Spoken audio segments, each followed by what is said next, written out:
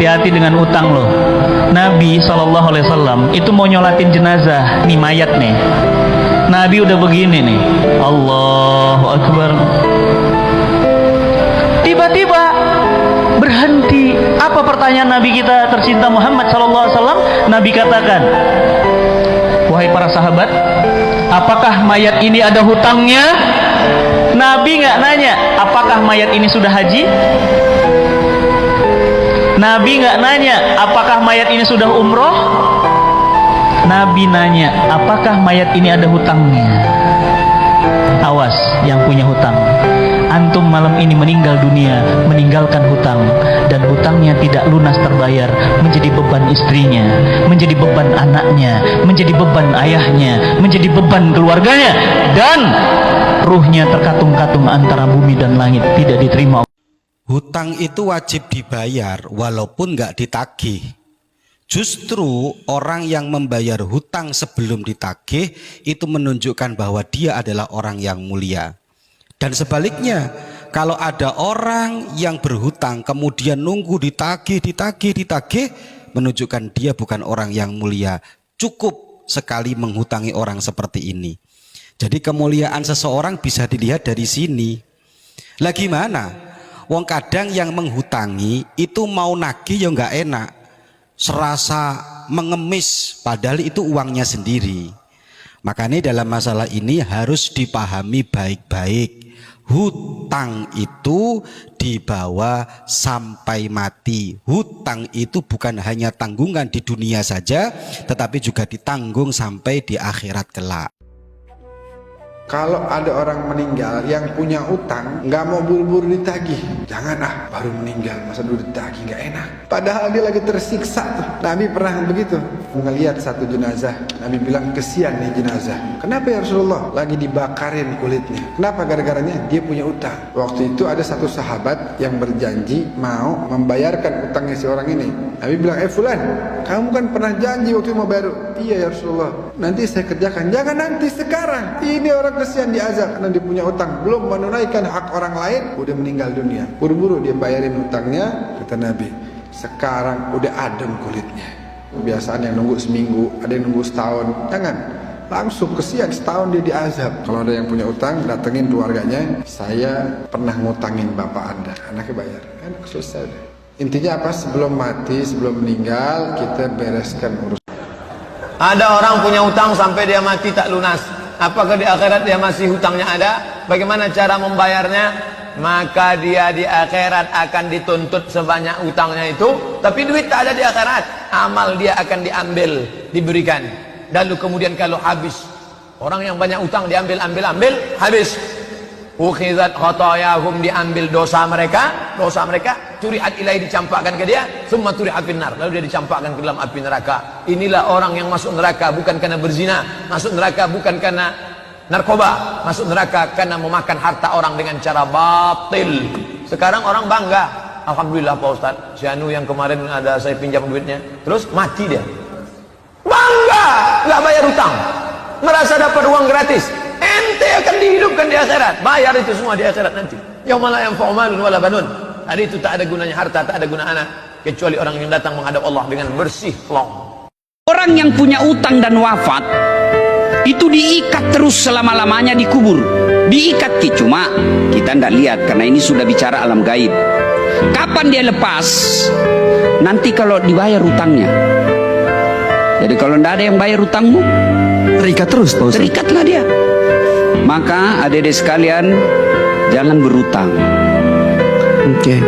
Kalau kamu satu kos berutang, pasti itu satu kosmu akan pisah. Maka ketika kamu kuliah di sini, jangan gaya. Lebih baik kau fokus belajar. Kalau kau ikuti gayamu, kau salah tempat. Belajar. Kamu cewek, kalau sanging itu kau urus rambutmu, bleaching, maka yang ada di otaknya itu laki-laki temani kau nafsu. Ya?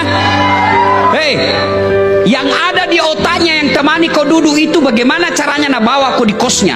Kalau orang yang sering melambatkan pembayaran hutang, padahal dia mampu untuk menyegerakan, tapi dia melambatkan. Berarti dia zalim kepada orang lain, dan nauzubillah, berarti dia pun menghambat datangnya rahmat dari Allah Subhanahu wa taala. Poinnya.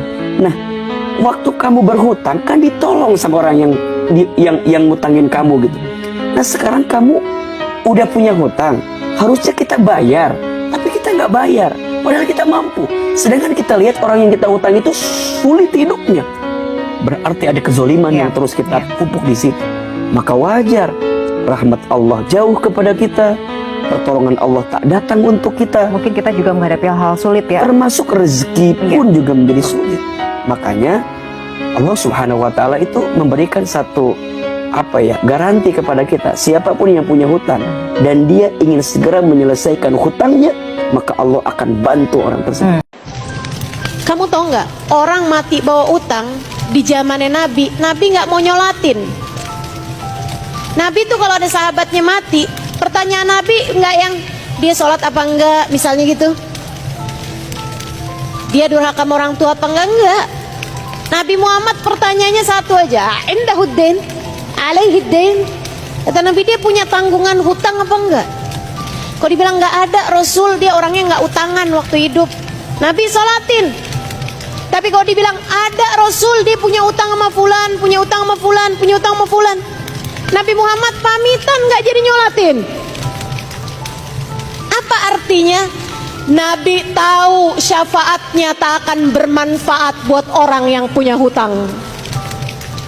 Kusampaikan padamu dengan penuh cinta. Sampaikan padamu dengan penuh cinta. Jangan berani mati bawa utang. Nabimu nggak bisa syafaatin dirimu itu. Hati-hati. Udah terlanjur ustazah, gimana nih? Nangis sama Allah, minta sama Allah.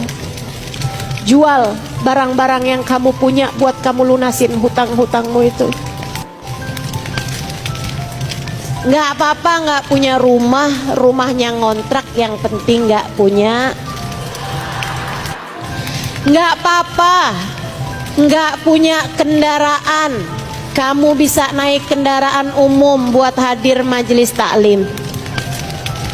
Yang penting nggak punya. Ini saya sedang bicara sangat serius, beneran teman-teman. Belakangan saya sering banget baca kabar orang yang bunuh diri karena ditagih pinjol. Sedih hati saya. Saya nggak mau kamu jadi orang yang segitu menyedihkannya hidupmu. Izinkan saya menyampaikan padamu dengan sepenuh cinta saya. Sebagai sesama umat Islam, saya berharap kamu di dunia dan akhirat dapat syafaat Nabi Muhammad. Jangan hutang, jangan hutang, dan lunasi segera hutang-hutangmu itu. Jangan nunggu orangnya lupa, apalagi nunggu orangnya nggak nagih-nagih. Apalagi kalau saat ditagih lebih galak daripada yang nagih.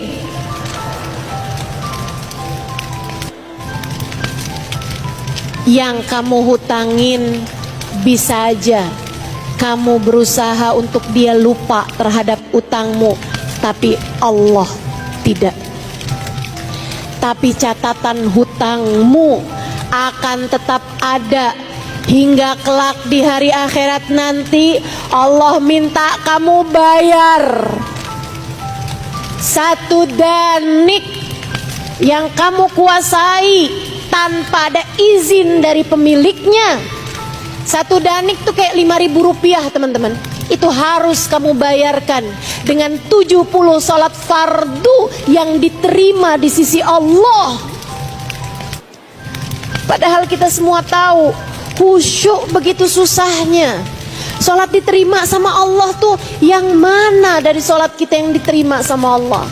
Karenanya saya sampaikan, mumpung hayat masih di kandung badan, mumpung nyawa belum keluar dari tenggorokan, mumpung nyawamu masih ada, kamu masih hidup, segera lunasi hutang-hutangmu.